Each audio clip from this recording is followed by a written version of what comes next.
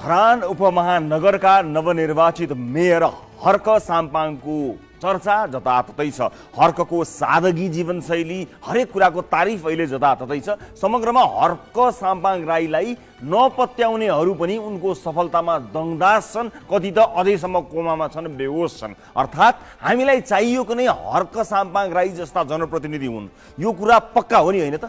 यदि हो भने लाउनुहोस् अब कुरा गरौँ के अबको चुनावमा हर्क जस्तै आम मान्छेले चुनाव जित्छ? के हामी हर्क जस्तै उम्मेदवारहरूलाई पर्खिरहेका छौँ कि हर्क साम्पाङ इतिहासमा बिरलै हुने अपवादहरू हुन्?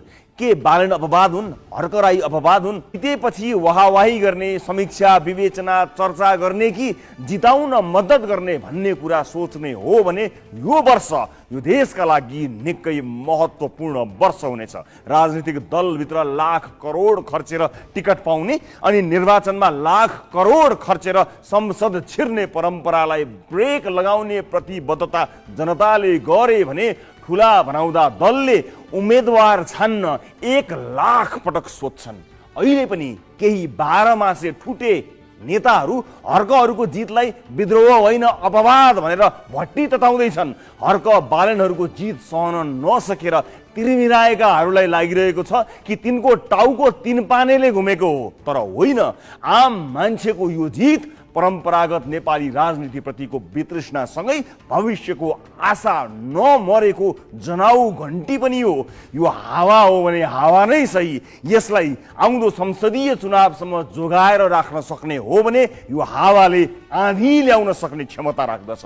तर कमिसन डकारेर कमसल तरिकाले सडक कालोपत्र गरेका दाइलाई नै भोट हाल्ने तपाईँको अडान कायम रहने हो भने तपाईँको क्षेत्रमा हर्क साम्पाङहरू आउँदैनन्। तपाईँलाई झुक्क्याउन माथिका नेताको सामिप्यतालाई दुरुपयोग गरी बजेट पारेर गाउँठाउँमा विकासको लहर ल्याएको जस्तो देखिने नक्कली विकासेहरूलाई चिन्न चाहिँ सक्नुपर्छ।